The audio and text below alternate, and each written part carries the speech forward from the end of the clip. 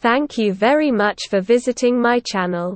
If not difficult, like and subscribe to my channel to always be aware of events. Thank. Two of Putin's top army lieutenants have openly declared war on Defense Minister and staunch Putin loyalist Sergei Shoigu after a series of embarrassing defeats for the Kremlin in Ukraine. He will play the different factions off each other and see what the best outcome will be, a former Defense Ministry official told The Guardian. He doesn't know how to fix relationships. So in the end, someone will fall victim. Putin just wants to see what is best for him and the war in Ukraine. The feud between Prigozhin and Shoigu is said to stretch back long before the start of the 7-month war in Ukraine, and is said to have started after Prigozhin formed the Wagner unit during the Russian annexation of Crimea in 2014. Former Wagner commander Marar Gabadulin told The Guardian, "On the current wave of patriotism, he wants to position himself as a fierce defender of the motherland who created a professional military organization.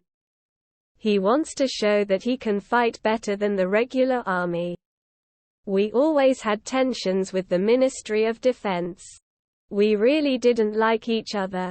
Prigozhin is now said to have teamed up with Chechen leader Kadyrov in an effort to oust the minister. Kadyrov has established the North Caucasus Republic in an effort to ally closely with Putin, but has publicly turned on the defense ministry in recent weeks, becoming one of their staunchest critics. He claims that his soldiers could take Kyiv within days, even after the Russian army has been forced back. Shortly after the Russian defeat last week at Lyman, a crucial railway hub in the Donetsk region, Kadyrov unleashed a withering attack on the Russian General Staff and at the Central Military District commander Alexander Lapin. Chechen boss Ramzan Kadyrov and founder of the Wagner private army, or militia Yevgeny Prigozhin have turned on the minister amid heavy defeats and losses over the last 2 weeks.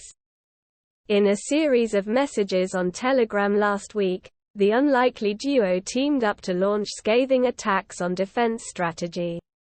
"The shame isn't that Lapin is incompetent," Kadyrov wrote. "It's that he's being shielded from above by the leadership in the General Staff. If it was up to me, I would bust him down to a private.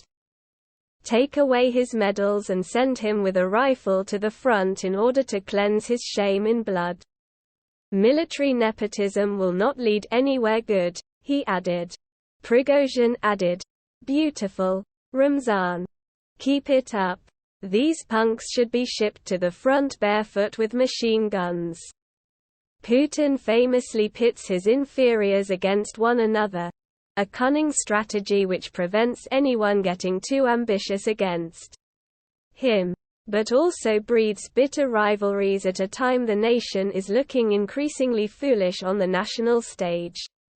Russia is now having to resort to increasingly desperate tactics, which include recruiting dangerous criminals directly out of its prisons. Footage circling on social media, alongside interviews undertaken by The Guardian, show the Prigozhin himself is visiting prisons across the country and offering convicts freedom if they fight in Ukraine for 6 months. It is said they receive just 1 week of training and are warned they are unlikely to come back from the front line. The Guardian reports, the measures are being pushed through against the backdrop of increasingly embarrassing defeats for the Kremlin. Just this morning, hours after Putin's 70th birthday, Ukrainian saboteurs were thought to be behind a major explosion which has destroyed part of the only bridge linking Crimea to Russia, threatening already stretched Russian supply and reinforcement lines. Although Kyiv has not claimed responsibility for the attack, one Ukrainian official boasted that Putin should be happy. "Not everyone gets such an expensive birthday present," a reference to the Russian president's 70th birthday yesterday. If you liked the video, Please like and subscribe to my channel to stay up to date. Peace for everyone. It comes after Russia illegally annexed 4 Ukrainian regions including Donetsk and Luhansk in an announcement to which he gathered all of the country's top leaders and told the world the regions would remain with Russia forever.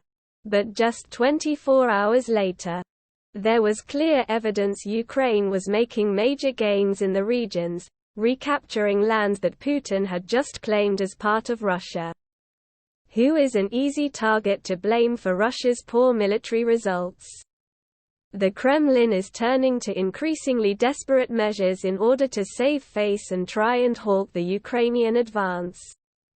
This week gains in the south and east of Ukraine continued and triggered the 2 army leaders to openly declare war on the defense minister, including recruiting prisoners straight out of jail and, now, open infighting. Putin is a very destructive personality.